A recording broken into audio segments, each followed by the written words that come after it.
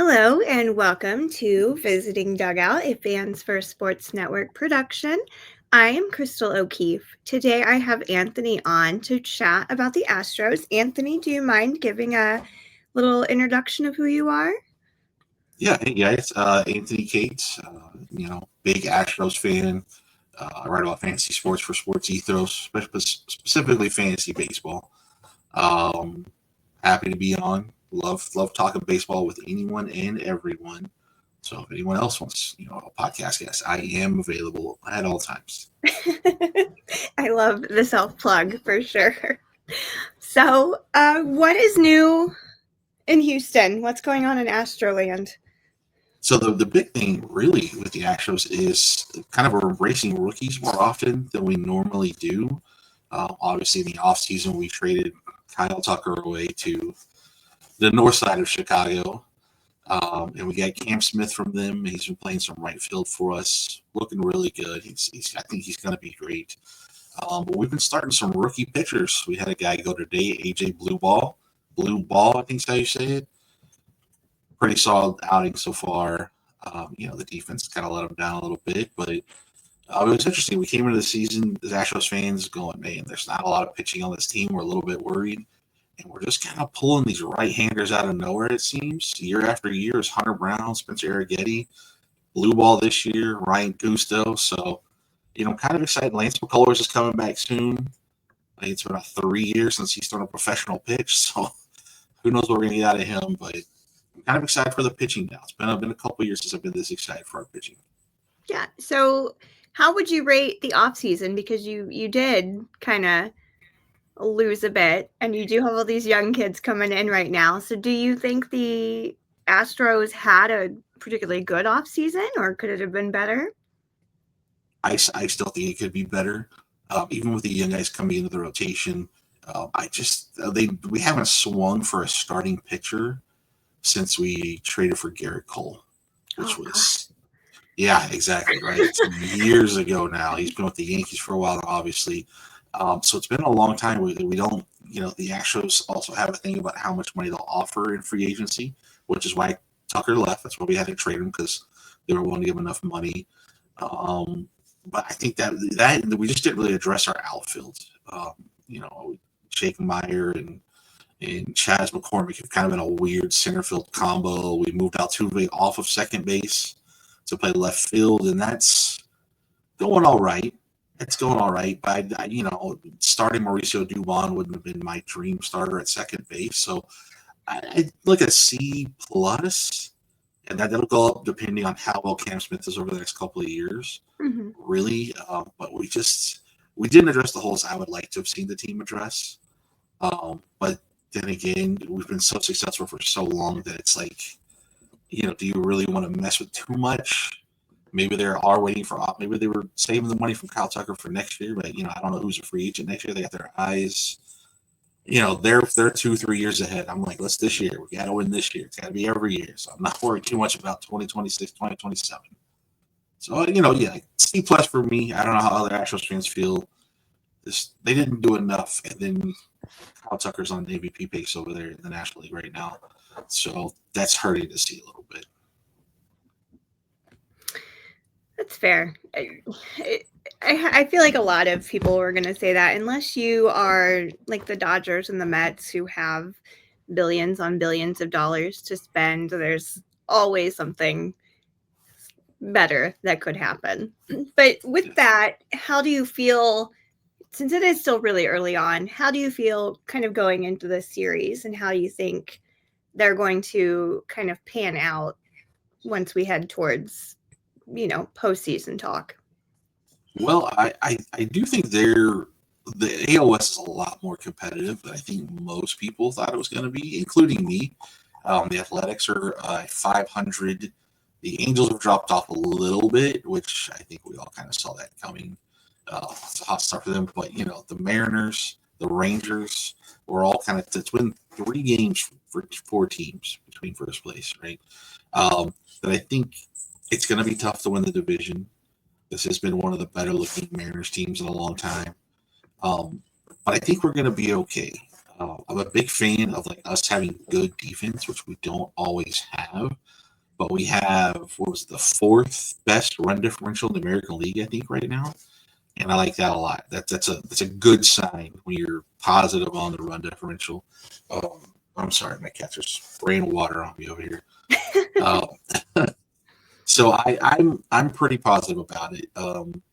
Just because I do think that if we're really in the thick of it and we're in the hunt with all this pitching we're now developing and bringing up to the big leagues, I think they will make a move at the deadline. This is just kind of like the last gas without Tuve. He's probably only got a couple seasons left. With how slow the bats have started, if we do get going, they're going to have to do something to help maintain that, and I hope they do. I really do. And going into the series with you guys, unfortunately, White Sox fans, White Sox, that's every team probably hopes to come in there and just sweep you guys every time, Yeah. right? But there's some resiliency there. You guys aren't as bad as the numbers say, and I need Luis Robert starting to wake up a little bit. Andrew Benintendi, who's I think performed better than anyone realizes he does because he plays in Chicago. Like he was like a top 25 outfielder last year, and absolutely nobody knew about it until the end of the year. They're like, "Wait, Andrew Benintendi was good." It's like, yeah, they play baseball. It's outside of Chicago out there. It's pretty good. But I think the problem you guys are going to have with that series is you got to face the top of our rotation. You're facing Framber, you're facing Hunter Brown, and then I don't know who the third game is actually going to be. It is McCullers. McCullers, right? Yeah, I think so. I'm hoping they're getting him out there Sunday. And I know it's the minor leagues, but I think he just had 9 strikeouts in 5 innings at AAA in one of his last outings. So fingers crossed the curveball's as good as it was 3 years ago, the last time we saw him, I feel like. So feeling pretty confident about that, obviously. I don't like bashing teams, but I just feel like y'all's ownership has not cared about winning. They're like, yeah, I own a team. What about it? It's great. I love running a baseball team. It's printing money for me. It's already really tough to be a White Sox fan. It has not been fun for a while. Last time it was fun was, 20 years ago in that World Series that I won't bring up too much since, your team didn't win that. But it's not been fun. And then he just released the new City Connect jerseys. I don't know if you've seen them, but they are the Bulls colors. And on the neck, it has in black, it's got the World Series wins, like the years, like the, like 05, stuff like that. Mm-hmm. It's got that on the neck, but then in the middle of those, it has the Bulls championship years. And they're like red with these black pinstripes, and everything is red and black for the 2 teams that Jerry owns. And we're like, so can you at least spend money on the team that's currently playing? The Bulls are terrible. We've accepted that, but can we focus on something not Michael Jordan related and focus on the baseball team that you also unfortunately own? Yeah, like what's incredible is like you guys draft like starting pitching really well. Yeah, like, especially for left-handed pitchers. That seems to be the thing that the Chicago Brass really loves with you guys right now. Unfortunately, the last 2 were traded to the Red Sox. You gotta hope the next 2 that you guys have in the minor leagues right now don't have the same problem. I pulled those jerseys up. That's tough. It looks like, and the hat looks like a Red Sox hat. Yeah, because the hat's red. You're like, oh, cool, that's a Red Sox hat. Like, oh no, this is the Chicago White Sox actually. Oh goodness. It's frustrating. It looks like a giveaway if you were to have a Chicago Bulls night at the park. Mm-hmm. I would expect that as a jersey or a hat giveaway. And I guess they're still keeping the South Side original City Connects, but man, those ones are. And I've liked most of City Connect jerseys. I love I just love having new jerseys. I love mixed colors. Like I like big, bold stuff like that. Hmm. Like you remember, like when they did the sleeveless jerseys, like 25 years ago, whatever. And the Mariners had the cutoffs. I think Hmm. I can't with the Royals. Maybe I was like, I love it. Let's do it. I can't wait for the future. It's the future, and no one wants to do stuff like that. And everyone complains. But I love it. No, be different. I get tired of just plain black and white pinstripes. The Yankees just all gray, no name on the back. Have fun with the jerseys, guys. Yeah, when I was in New York, I went to a Mets game and the Cardinals were wearing, I was corrected, it's victory blue. My friend Taylor corrected me because I was like, oh, these like cool powder blue. And he was like, it's victory blue. And we actually think they're cursed because anytime they wear victory blue, they lose. And they did lose that game. Yeah. But I love like the victory blue with the red font, and they had like the yellow gloves. And I was like, this is old school. Yes. These are the Cardinals I remember. And I love that. That is actually one of my favorite alternate uniforms in baseball. Is that yes? They know which Mhm. one you're talking about. They're wonderful. They know they lose every time. But that's unfortunate. Yeah, he said they're You know, constantly losing in those, so he thinks they're cursed. they're like, you know what? We're not gonna pull this out too often. Actually, guys, we can't do this. We lose every time. We gotta try something different. Well, I mean, they were facing the Mets. I don't know what they were expecting, so Yeah, that's fair. Best team in baseball right now. Kind of you lose. It's not the uniform. Hopefully. no. Well, we're going to take a very quick break, and then we will come back and talk about what's going to happen in this series. And I'm going to cough. All right, welcome back. So we already kind of led up to who we're going to see. We've got Valdez, we have Hunter Brown, and then Lance McCullers Jr. is making a triumphant comeback. So Yes. what can we expect? I mean, I know McCullers Jr., you might not know exactly what to expect because it has been so long, but at least what do you think we'll see from at least the first two, and maybe what you're hoping to see from Lance coming back? Well, if you've been following all of it, so it's tough sometimes to follow all of baseball, right? Even as like you write about it, you blog about it, podcast about it. So it's 30 teams, 700 guys. Um, you guys in game two, we'll start there because I love Hunter Brown. When he first came up as a rookie, it was like 2.5, 3 years ago. He had the comparison to Justin Verlander. It was on body type. It was on how he threw, how he pitched, his mechanics. And he is doing his best Justin Verlander impression this year. Like stats overall, he has been the best starting pitcher in baseball this year, which I'm not 100% sure we saw coming, but he's got 6 quality starts and 6 starts, striking out more than a batter per inning. He is dominant. He doesn't get flustered when men are on base. I've been trying to watch every one of his starts. I've watched more baseball than ever, I feel like this year than I have the past couple of years. And it's just like I said, the pitching in Houston's got me excited again. And he just looks great out there. Game one, Framber Valdez, he is who he is. He's a workhorse who isn't as dominant as he used to be. He doesn't strike out as many batters as he used to, but he's reliable. He gave up, I want to say in the last outing, he unfortunately lost, but he gave us 8 innings, only allowed 2 or 3 runs, and just fights through it. He's efficient. He's one of those guys that is not going to be at 90 pitches through 5, and if he is, he's done because that means he's walked a bunch of guys. Like if he's not striking you guys out, fine, we're getting ground balls. Let's get out of here. I don't think he wants to be on the mound that long. Anyways, he always looks like he's ready to be done. And then the the Astros, for the first time in a long time, have changed the batting order. José Altuve was the one who asked for it. He asked for a new leadoff hitter. He was struggling batting leadoff, and now we have Jeremy Pena batting leadoff, and it's paid off pretty well. He's got a couple of home runs at a leadoff spot. He looks comfortable up there. Altuve's back in the 2-hole where he was when George Springer was in town. I'm hoping they did lose today to the Tigers, unfortunately. But hopefully we'll win that rubber match tomorrow and come in ready to kind of beat up on the White Sox pitching if we can. That'll be hopeful. Well, I mean, if you can get anywhere right now with the Tigers pitching, that's impressive because they are honestly, I think, the team to beat right now in the AL Central. Yes, I'm a big Tigers fan in Central. I love their pitching as well. I love the Casey Mize story. The guy who was like an afterthought for so long. Matt Manning's looked a little okay. I guess it's a number 4. But yeah, I mean, just having to take on Tariq Skubal and Jack Flaherty, who, when he pitches for Detroit, Flaherty's like this just different pitcher. As soon as he's traded, he's like, all right, guys, I'm good. I had to get it on. Season's over. I don't know what to tell you.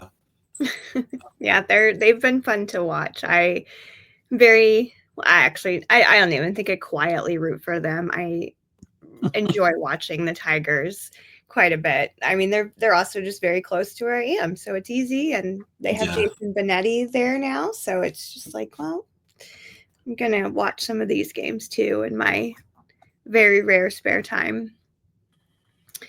So, and this could be a pitcher too, but who do you feel like might be the biggest threat to the White Sox right now? From the Astros? Yeah. In the series? Honestly, I think Yordan Alvarez. Just because he is starting to wake up. He had a home run the other day.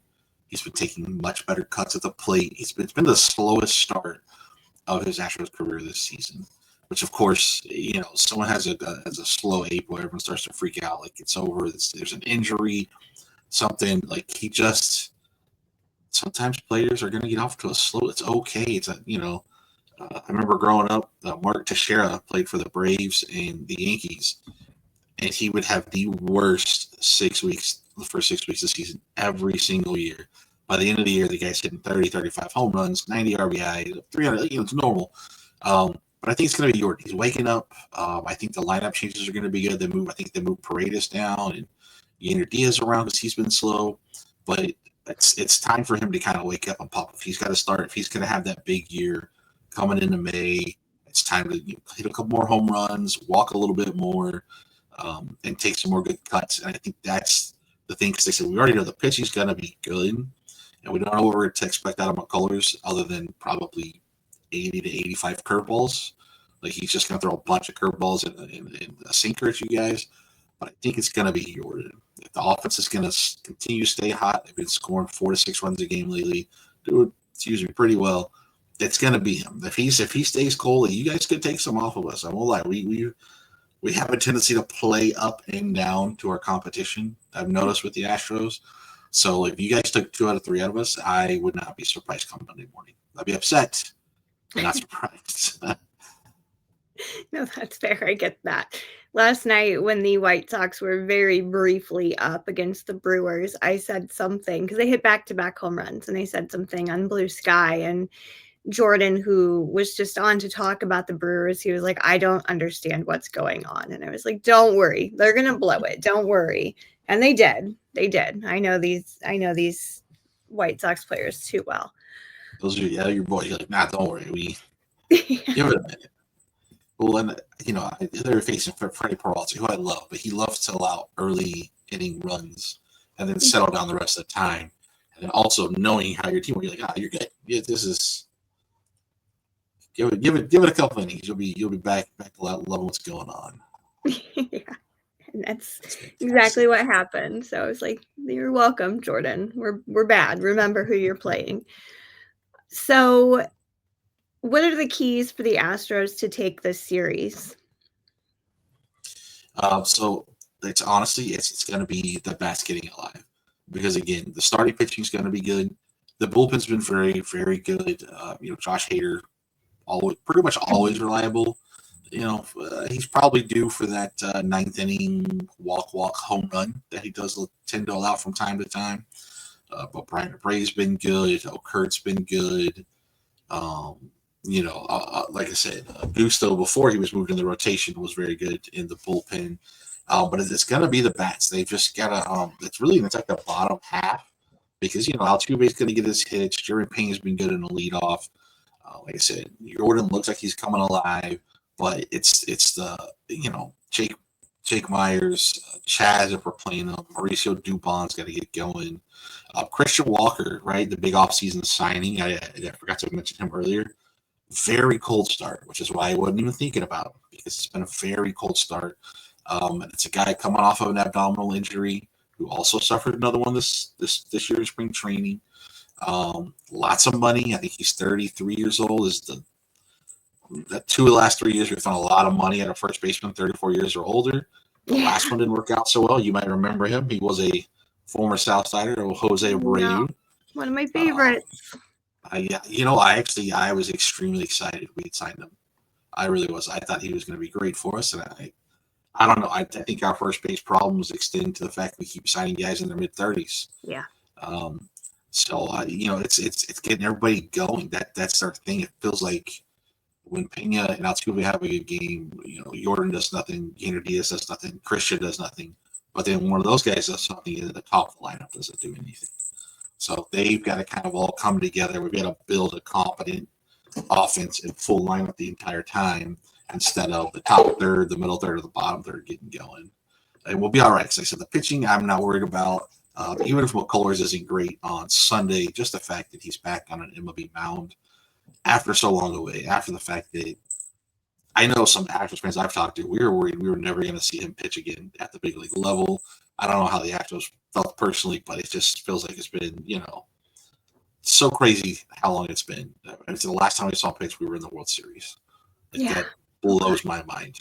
Yeah, that's like, what? I can't believe that. So, it really is the hitting. That's the only thing. Defensively, we've done pretty well. A couple errors today, but overall, the defense has been really good. So I'm not too worried about that. Like I said, Altuve's worked out all right in left field. It hasn't been amazing, but he's also 34 years old, learning a new position.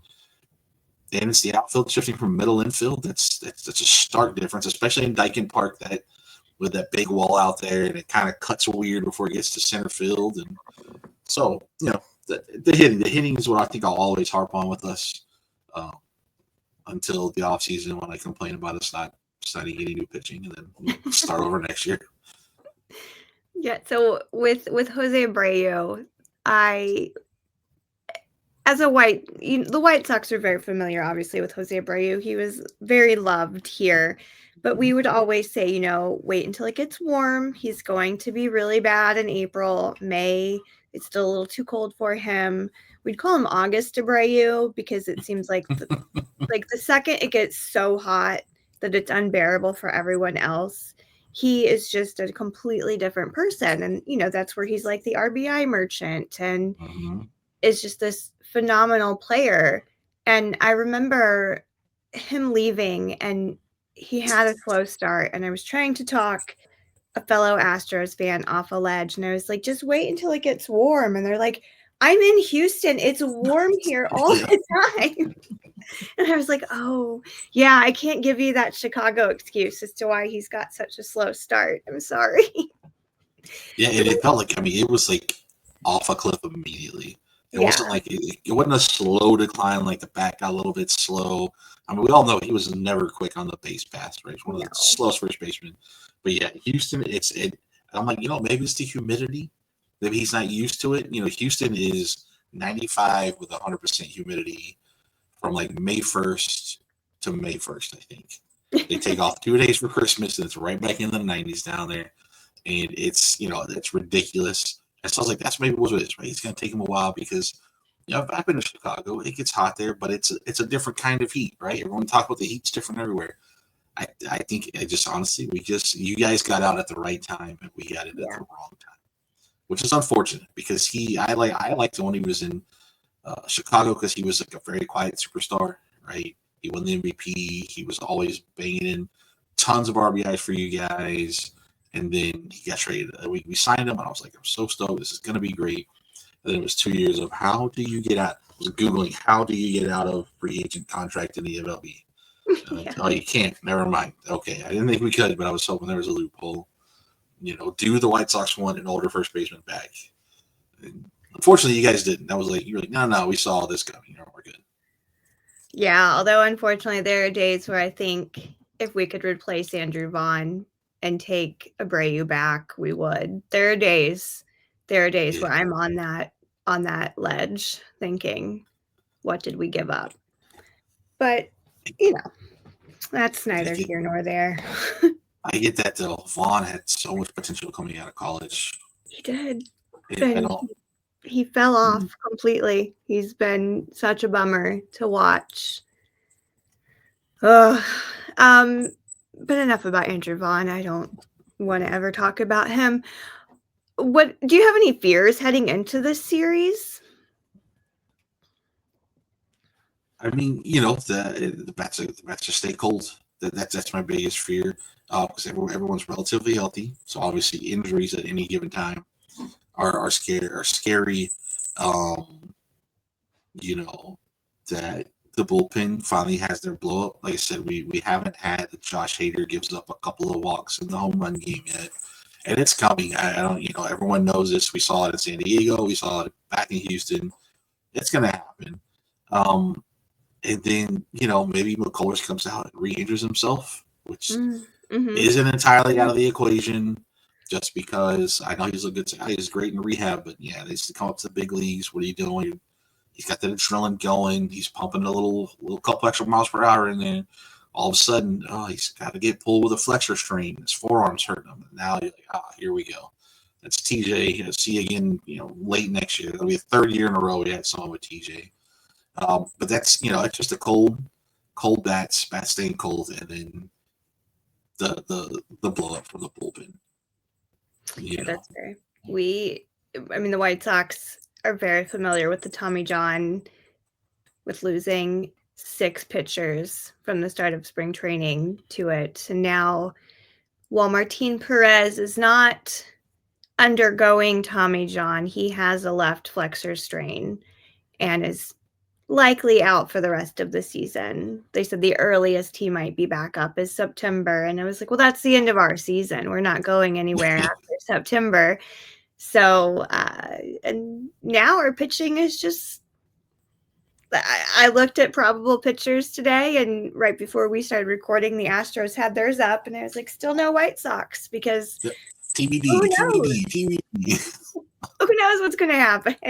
It's so frustrating.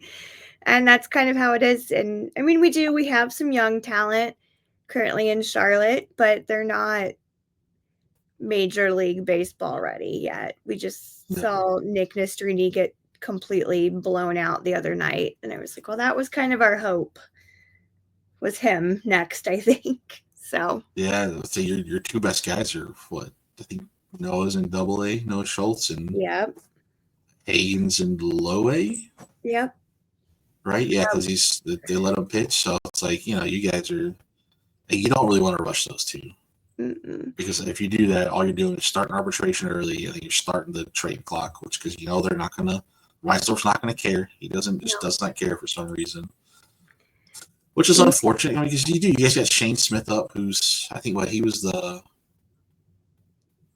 5 draftee. Yep, the Rule 5. Yeah, Rule 5. That's what it was, and he's been good. He's had some stuff, and the pitching hasn't been absolutely horrible. And honestly, the Martin Perez injury caught me so off guard because I think I remember didn't he pitched really well. Yeah, and then great. It was just he's done for the season. And I was talking to one of the writers I write with, and I was like, "What do you mean he's done for? He wasn't hurt. Right. What happened? Obviously he was healthy, and then it's like, all right, we're probably not seeing him this year." I'm like, "Did he have TJ?" He's like, "All his forearm hurts." I'm like, "So is he having TJ?" "Oh, they don't know yet." I'm like, "Oh, so they're going to be incompetent with it as well." Just get the Tommy John. I know he's 36 or whatever, but he can still come back and pitch from Tommy John at 36. Justin Verlander did it twice. I know. I was about to say, we see it constantly. Yeah, or was it? I guess he could do the thoracic outlet surgery. If that's what he needs, the TOS maybe. Mm-hmm. But it's just don't do the. We're gonna see what happens. Okay, you're not gonna pitch next year. Then if you do that, you're gonna be hurt until the end of the year, and then go, hey, he's decided in September to have Tommy John, and you're going, all right, maybe we see you in 2027 if we're lucky. Thanks, Martin. What a great season. Well, Lucas Giolito just had the one. It wasn't the Tommy John. It was some kind of weird sleeve thing that he had. Yeah, that's the thoracic outlet syndrome. Yeah, it's the TOS. Yeah, just do that. But which that one hurt me last year. Him having that as soon as he left the Boston, I was a little upset with that. Yeah, I love Lucas. I have nothing but love for Lucas. So that was a bummer. But he was back. He's back on the mound. So I'm hoping for the best. And that's honestly that's a great transition because we can kind of move away from our teams, and this is just what I like to ask about your thoughts on what this season's going to look like. Well, I think I think we're in the midst of. I think Aaron Judge is about to have an even better season than he had last year. We want to talk these superstars. As someone said in one of my Slack channels earlier today, right as soon as Aaron Judge hit his home run today, he said, Aaron Judge is inevitable. He's the Thanos of the league. Yeah. And yeah, it's terrifying. It's terrifying anytime that man. I mean, I don't think, I turn 40 years old tomorrow. I've seen Barry Bonds, Albert Pujols, Mike Trout in his prime. I got the Frank Thomas, all these guys. I've never seen a right-handed hitter like Aaron Judge in my lifetime. And I hate to say that because Mike Trout and Albert Pujols, but they were never this terrifying. Yeah. And I think even though I don't think the Yankees are that great of a team, they're that team though that just because he's on the team, it does make the rest of the team more intimidating. Yeah. Because you're like, at any given time, if there's somebody on base, Aaron Judge is within 3 outs of that person being on base, that's it. That could be a run scored, and now you're down 2 runs, 3 runs, whatever. But I don't know. Honestly, I feel like this is one of the seasons too. Like when it comes to like who's going to win, who's getting the playoff, it feels like the most competitive season we've had in a long time, especially in the American League because no one's really running away with it yet. The American League West is super competitive. The East is kind of, if Boston can hang in there, I think it will have the fun little Boston, New York season that we wanted. Mm-hmm. The American League Central, I always love just because I always love the Twins pitching. I love what they do with pitching. I love their entire rotation like every single year. And then every single year, all of their batters get hurt all at once. So they don't ever know who's going to be playing in the field. The Guardians just continue to be good for some reason. I feel like it's Jose Ramirez, and everyone asks who else is in the lineup. And they're still doing really well. Obviously, the Tigers are good. I think the Royals can still bounce back. I really like their pitching. I think their hitting is still good. And then the National League is just like, are the Dodgers like the giant everyone thought they were going to be? Because the Giants are doing really good. The Padres are doing really good in that division. Just don't seem intimidating anymore, even with Shohei at the top of that lineup, especially because they can't keep a single starting pitcher healthy this year. Right, yeah. I get it. They've got 9,000 guys in the minor leagues who have pitched in the big leagues at some point, so they're just pulling guys in and out. That doesn't work the entire season. So I'm just enjoying, I guess, baseball this year because there's no just juggernaut, right? The Dodgers aren't on pace for 140 wins. Like everyone's like, they're going to win 125 games. Like, it's still baseball, guys. They got to go out there and play, and they can't stay healthy. You're not going to win 125 games. I would love more than anything to see the Giants just completely pull up on them and pass them at one point because I used to really love the Giants, like teenage, early 20s. The Tim Lincecum and Buster Posey years are my favorite years in the Giants' history. So I loved them at that point, and I would love to just see them come up and stomp on the Dodgers, honestly. I don't have any real thoughts about the Padres other than I like Dylan Cease, but I would love to see the Giants win that division. Yeah, I think, how much fun would that be too? Where they don't really stay, but like they pay for like one big free agent offseason. Mm-hmm. They got spurned by Aaron Judge. They got spurned by Carlos Correa. They got, who was it? Supposedly made an offer to Shohei, right? Like they're always like the guy who's missing out on it. And then you have the Matt Chapman coming out here, and he's a top 6 third baseman again. And Willie Adames, I don't know, he's looked all right. I think he got that big contract. He's pretty comfortable now. Mm-hmm. But I love Jung-Hoo Lee. I am a hooligan, as they call him. I love the guy. He's so much fun to watch play. He's a little left-handed guy out there playing great defense. And I know you probably don't like it as much, but I like the Cubs doing well just because I love seeing Wrigley. I got to see Wrigley for the first time 2 years ago. It was fun to be out there, but I just think like baseball's more fun when some of the really older teams are doing really good. Mm-hmm. It's no fun when like all of the teams from the Midwest aren't doing well, right? We're just like, all right, everybody, let's not worry about we won't worry about anything from Denver to New York, I guess. Everything in that middle, you just leave it alone.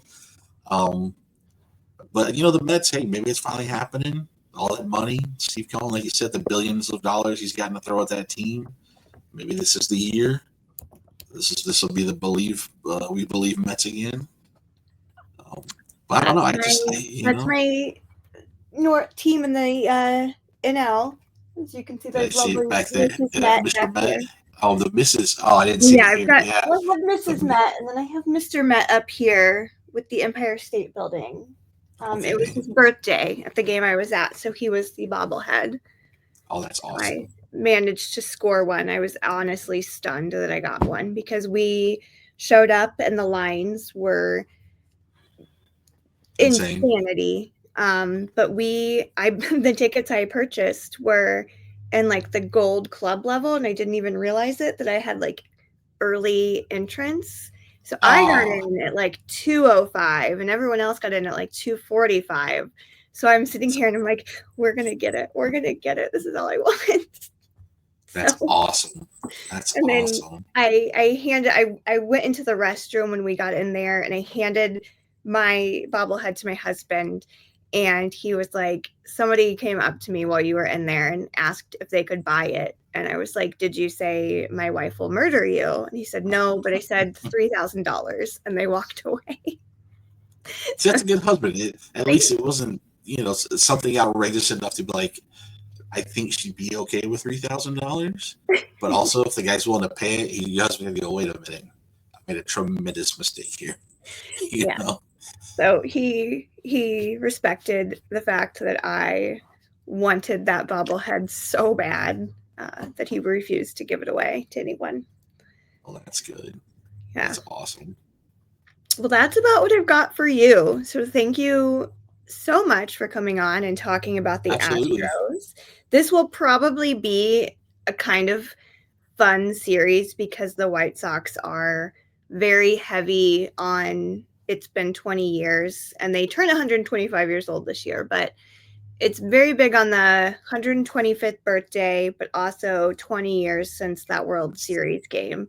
So I have a feeling it'll be kind of a more fun, silly games series, but we'll see. Hopefully the environment, right? Hopefully the environment's good because that'll really set the tone. If we're coming in there and the fans are loud and maybe booing Reinsdorf a little bit. And we'll get our fans involved. I'll send some emails like, hey, if they're booing, you boo. Boo with the fans, right? Like they're not booing us, they're booing Reinsdorf, I promise you. Yeah, we are way more mad at the ownership and the front office than any other team that comes in to play. Yeah, I don't. Honestly, I mean, you're in Chicago. He doesn't also spend on the Bulls that much anymore either. No, like, he's just sitting back. He's like, yeah, I own 2 teams. Like, what do I need to do? I was like, I don't know. You can win. His son is he's one of his children has taken over the operation for the Bulls, but he still owns them. But again, they don't spend on the Bulls. The Bulls have been very bad. They got rid of my favorite Bulls player, Alex Caruso. So I am very bitter still about that. But yeah, he just doesn't care. I hate. I've been very lucky, like for all my fandoms that for most of my life, I've had pretty good ownership. I'm a Mavericks fan. And, Cuban owned the Mavericks forever. Yeah. Obviously, I will not talk about this season because I will cry on this podcast if we talk about Luka Doncic. Can't do it. The Cranes owned the Astros for a long time, and for a while there, we had Jeff Bagwell and Craig Biggio and the boys, and then we had to do what you guys did. We were bad for a couple of years, but they invested in the draft really well. And in free agency, we turned that thing around, and obviously we don't use trash cans in the stadium anymore. And then like football, I'm a Titans fan, and that's a different story. Football's a different story. The ownership there is a little weird because it's the father died and the daughter took over, and she was like, I'm gonna spend some money, and then did it for like 1 year and was like, all right, I'm good. You guys got to figure this out from here. So that's kind of where I'm at with those guys, unfortunately. I'm familiar. Yeah, I hope it's a fun series. I'm hoping it's a fun series. I didn't know it was the 20-year anniversary, which now it's going to get, maybe it's a little spicy.